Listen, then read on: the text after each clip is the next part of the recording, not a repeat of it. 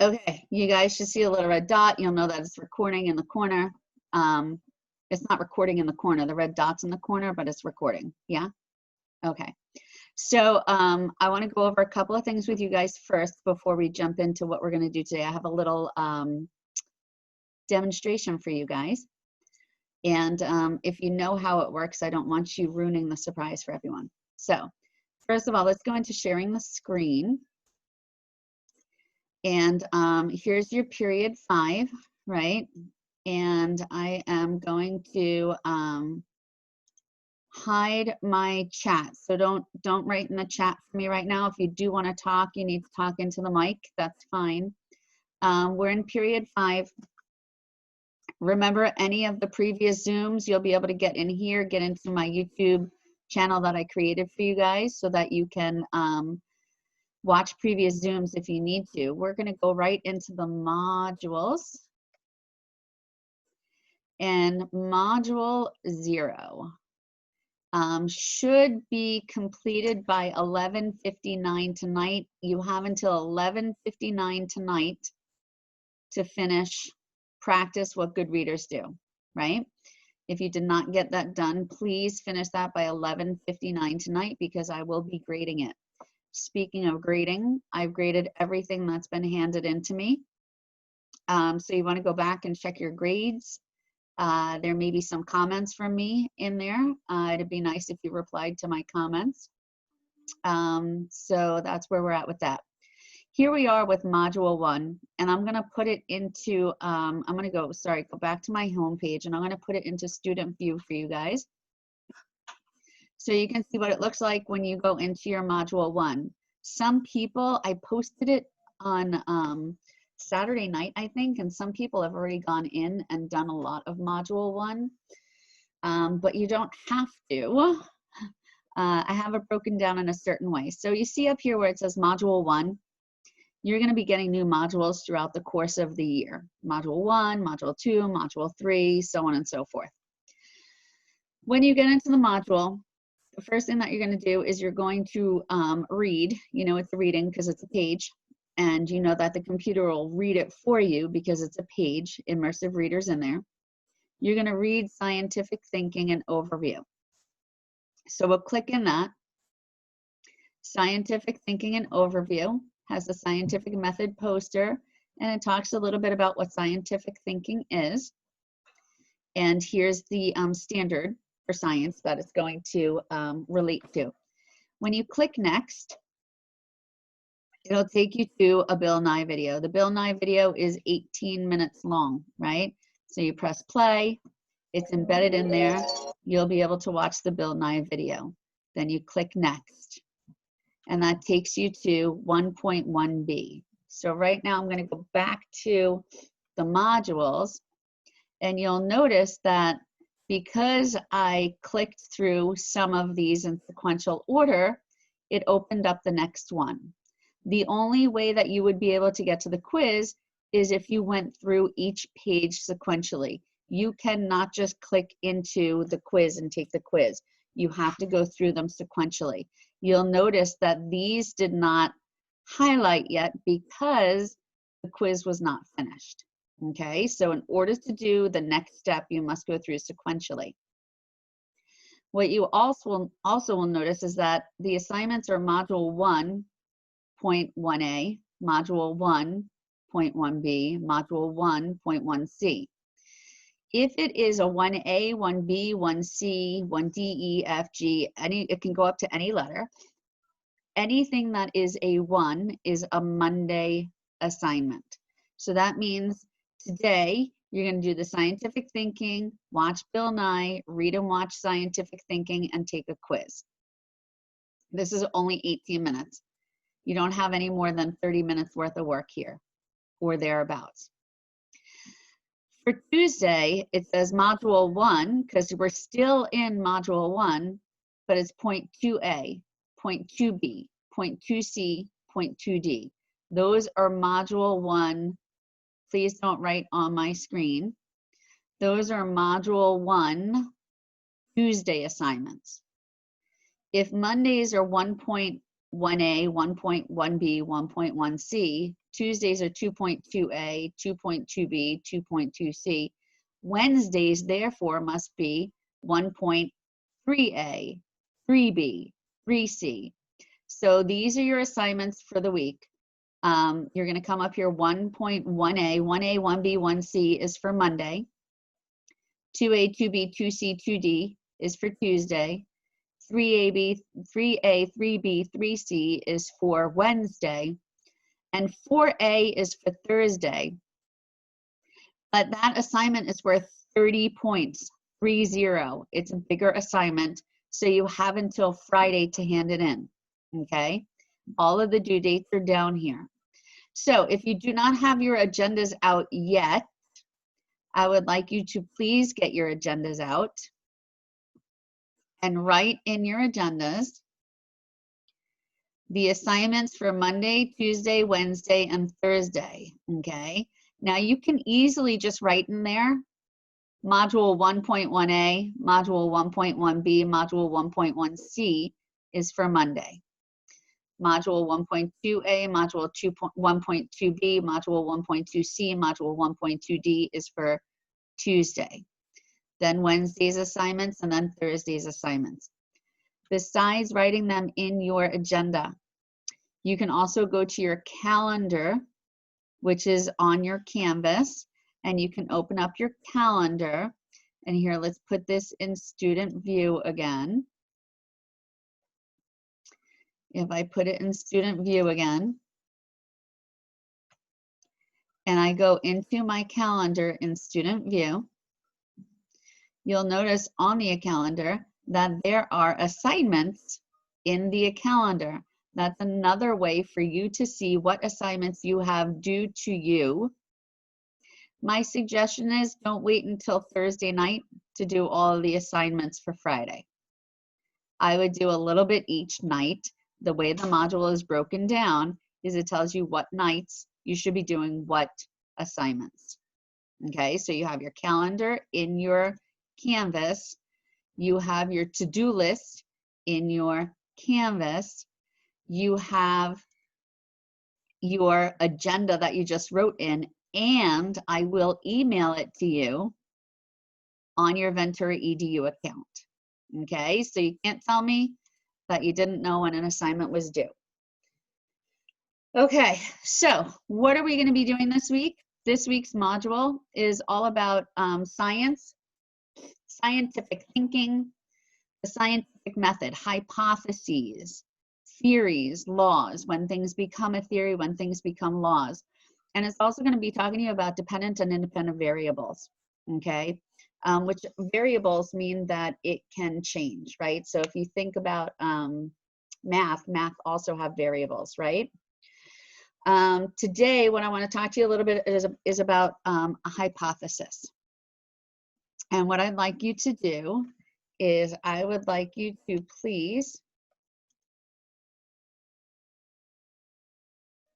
hang on a second, Ashton, because we're going to talk privately. Don't worry about that right now. A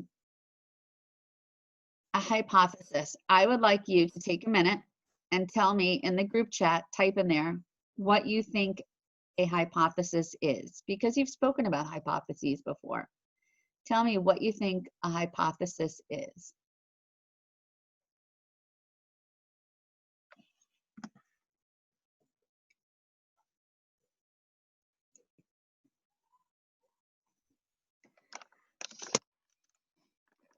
Okay, Travis. Okay, Jess. Anybody else?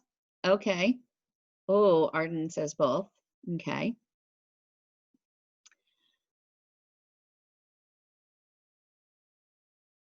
Oh, Althea, I like yours. Yes, yes.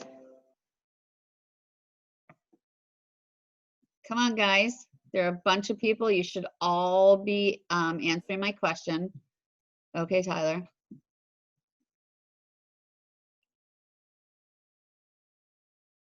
Naomi, Juliana, Alyssa, Zio. Come on, guys. What do you think a hypothesis is?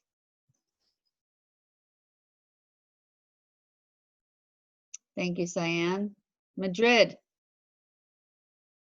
Miles, you stopped typing. Oh, Aiden, look at you. Good. Okay, yes. So I'm going to take the 2 words that Miles put up there and tell you that when most people speak about a hypothesis, they say that it's an educated guess, a prediction of what is going to happen. Now, many of you typed in there a theory. It has to be proven multiple times before it can be a theory. A hypothesis is an educated guess based on information that you already have. So, you know, maybe the weatherman says, you know, based on the barometric pressure and the different patterns, weather patterns, you know, we're going to experience rain tomorrow. That's his prediction. That's an educated guess based on what he knows, right? So if we have a certain barometric pressure, then it's going to rain. If we have certain cold fronts meeting up with warm fronts, then we're going to have a hurricane. So those are all predictions or educated guesses based on information that they already have. So they're going to take that information and to the best of their ability, they're going to use that information to predict what's going to happen. So the one thing that I don't know if you know yet is how a hypothesis is written. Hypotheses, when they're written in an experiment, when you're creating an experiment and you're writing a hypothesis, it's written in an if-then statement. If the cold front meets the warm front, then we're going to have a hurricane. Okay, so it's always written in an if-then statement. You guys do experiments all day long. You guys are experimenting all the time. You may not realize that you're experimenting. However, you're experimenting all day long with different things. If your Chromebook isn't working, if your phone isn't working, you know, whatever the case may be, you're always experimenting. If you like to cook, I won't say bake. Baking has very specific instructions that you need to follow for something to come out the right way. But with cooking, you can throw a little bit of this in and a little bit of that in. It reminds me, we watched Ratatouille the other day, and you just throw a little bit of this seasoning, a little bit of that seasoning, and that is what you do for cooking, right? So a little bit of this, a little bit of that is okay. I'm going to do a little demonstration with you guys. And if you would like to try the demonstration, I'm going to show you what it is that you need to get to be able to do this demonstration, this little experiment. So the first thing that you're going to need is some kind of bucket or container, because it's got to catch some water, okay? So a bucket or a container. Don't get up and get it yet. I'll give you time to go get it from your kitchen, or if you're in the kitchen, to set it up. But you need some kind of bucket or container to catch some water. A mason jar. Okay, you guys know what mason jars are? I do not have a lid on the mason jar. I just have the top screwed on, but there's no lid in the mason jar, okay? You need a cup, a measuring, it doesn't have to be a measuring cup, but it has a pour spout on it. I'm going to show you that there's water. Okay, so I have my measuring cup with water in it. So you need some water, you need a mason jar, you need a bucket to catch the water, and lastly, you need, I have here an index card. Okay, so it's a little bit thicker than a piece of paper. You need something like this, maybe a piece of cardboard, a thin piece of cardboard. But you're going to need those supplies to be able to do the activity that I'm going to do with you right now. So it is 11:49. You have until 11:52. You have until 11:52 to get the supplies if you have them, so you can participate in this demonstration. Something to catch water, water, a mason jar, and a piece of index card. And go.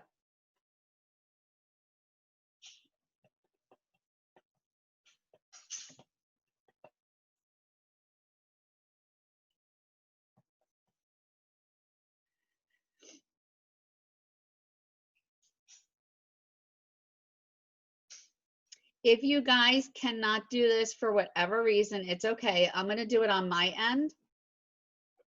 If we were in the classroom, I would let you guys do this because I have all the supplies there. It's not a, no, you don't need a certain amount of water, just some water, Mia. Don't get a big bucket full, but you don't want to overflow your mason jar, right? Okay. Okay, ready, Julie? A mason jar, some water, a bucket to catch the water, and an index card.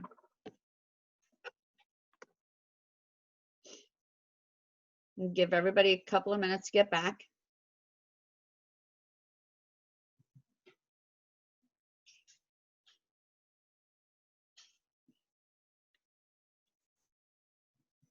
See if you have those supplies. If you do, that's great, because I want to work on this with you guys. For those of you that don't have the supplies, don't worry, because I'm going to show you how to do it. Still another minute for everybody to get the supplies.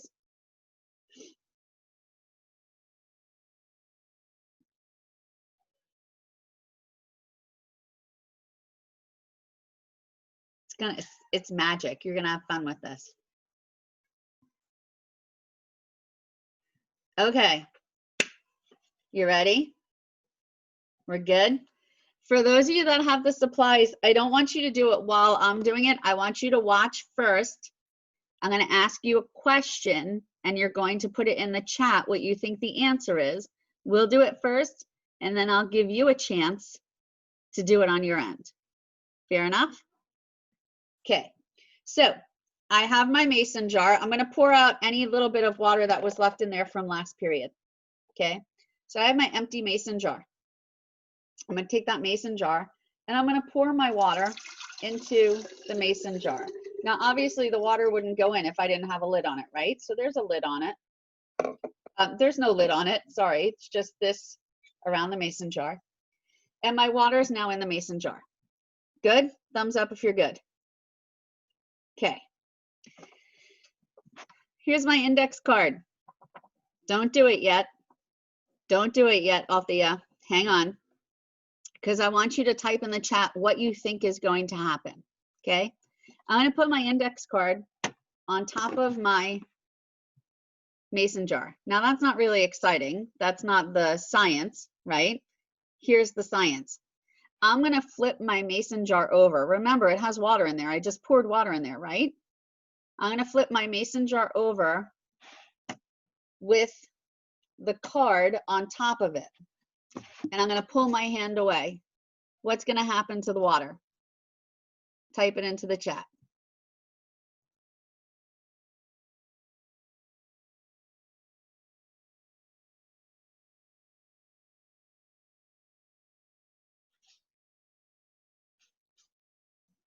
The index card is going to hold the water. What?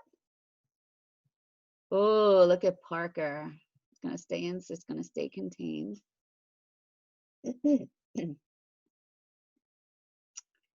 Okay. Let's test it out.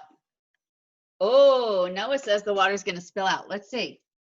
I'm going to take my jar. Now, see, I stand up because I say I'm fun-sized, which means I'm vertically challenged. I'm kind of short. So I like to stand up for, it's easier for me to do this. So I'm going to put my hand on it, flip my jar over. Okay. Now you guys say to, if I move my hand, that the index card's going to stay there, yeah? Let's see. Let's see. I'm so scared. All right. So the index card is holding the water in. Somebody said that the index card's holding the water in. Let's see what'll happen if I pull the index card out. What do you think is going to happen if I remove the index card? Type it in the chat. It's all going to spill out. It's going to spill out. I don't know. And it's around so many electronics. I'm so scared. Okay, ready? I'm going to slowly pull the index card. Slowly. The water's still in there. Can you see it? Okay, I'm going to tilt it over. Watch. The water stayed in. Okay, so for those of you that have the supplies, take your water, and I'm going to do it again for the others. You're going to take your water, and you're going to put your water into your mason jar. Pour it into the mason jar. And I'm even going to take that same index card, which is now floppy because it's all wet. It's floppy. I'm going to put the same index card on it, right? You guys put your index cards on. I like to stand up, make sure it's over the bucket. And we're going to flip. Okay, let's see what happens. Ooh, the index card stays even though it's wet. Let's pull the index card away slowly. It's still in there. Juliana, mind blown?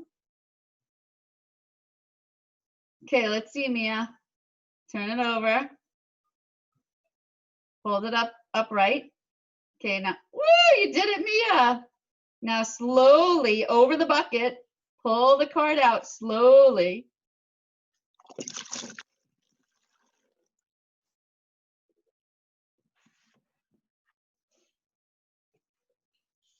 Did it work, Mia, or did it make a mess?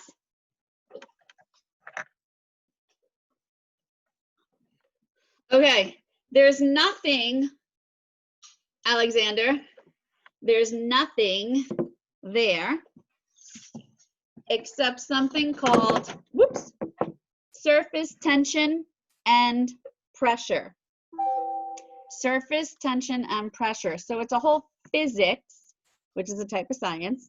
There you go, Madrid. It's a whole physics. Take the nutty thing off the jar. It'll work. What do you have on there, Logan? Yeah, you took that off. You're good. No, I was reading what Miles wrote. It's called so you're a saying mason. Just flip it over? It's a mason jar. Yeah, well, put your hand on top of it, Madrid. Okay. Right? And then flip it over so it's standing straight up. I'm actually scared because I have a lot of electronics on me right now. Okay, and my question is, do you have a bucket to do it over? yes, I do. Okay. I have a red bucket. Okay, so do it over the bucket. Flip it over. Okay. Do it over the bucket. Hold the container straight up and down when you flip it. It's now spilling. You can gently move your hand away from the card. It was spilling. It might dribble a little bit. But there's something that's called surface tension and pressure that allows this to happen. Last year, if you were at Balboa last year, I am pretty positive you did a lab that was called surface tension of a penny. And you had a beaker filled with water. You were given a penny with a pipette, and you put droplets of water onto that penny. And they didn't just roll off of the penny. They kept building one on top of the other until it made a dome shape. Yeah? With that dome. Oh my gosh, it works. See, you did it. You did it. I saw. So with the dome shape, good job, Travis. The reason why that happened is because water is what we call sticky, or it has something that's called surface tension, which allows it to stick to itself.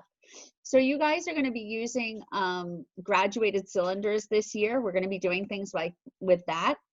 And when you have liquids in the side of whether it's a cup, a graduated cylinder, a beaker, any type of vessel that will hold the liquids. Yes, you have magic powers.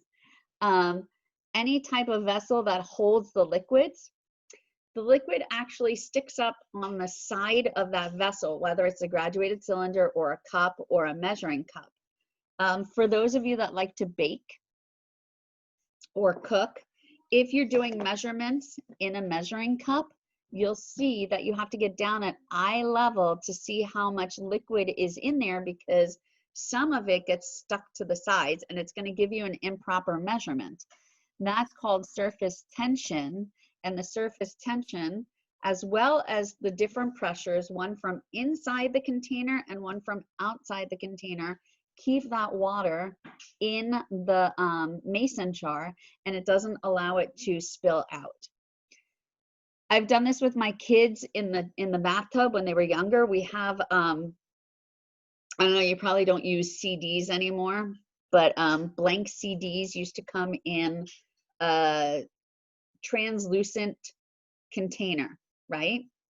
And we would take that translucent container in the tub, and if you take that container in the tub and you put it directly down into the water and push it down, what happens is the air pressure from inside the container pushes the water out to the side, and that container still stays filled with air even though it's under the water. It has to do with the different amount of pressures that you have there. If you would turn that container sideways, it would then fill up with air. It would, I'm sorry, not fill up with air, fill up with water. It would suction all of the water into that container. Okay, so it has to do with pressure and surface tension. Any questions on that? So somebody said to me 2 periods ago, and this could be kind of funny, as long as you have people that you can prank with or jokester with. Take that, do this with your sister, Madrid. Take the container, right? Fill it with water most of the way, turn it upside down with the index card under it. Put it on a table. Gently pull the index card out from underneath. What's that? Right now? Well, no, not right now, later. But gently pull the index card out from underneath the mason jar. And then the mason jar is going to be upside down with the water, and then there's going to be the air pocket at the top of it. If they go and pick it up, the water's going to spill out all over them.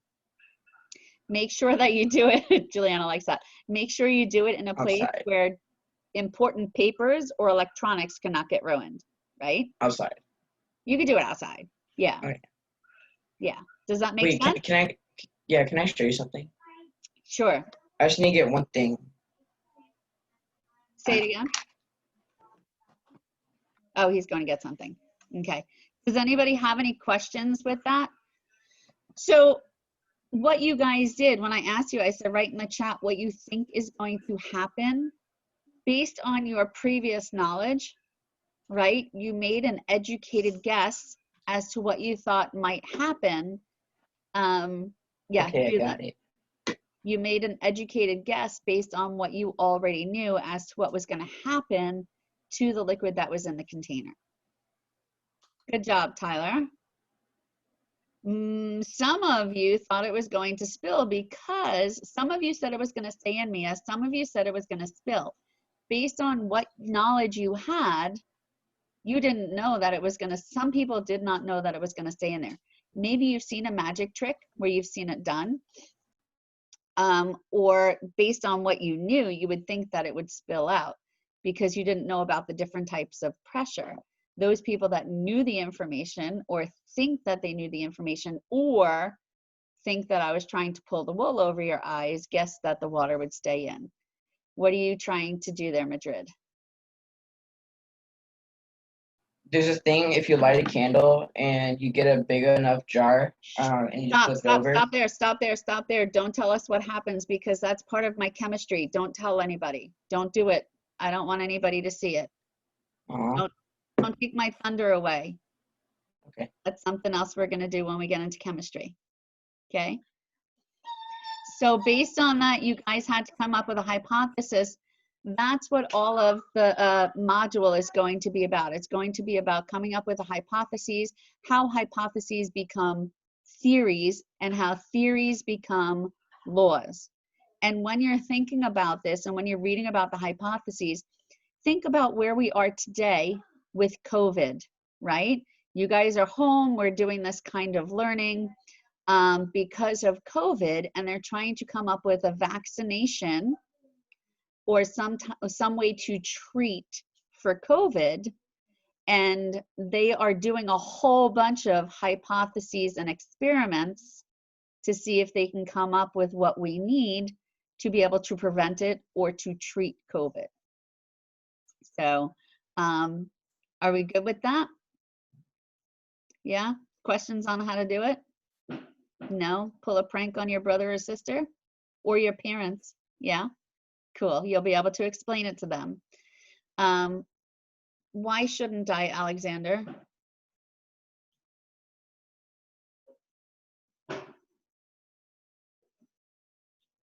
Oh, I did not know that.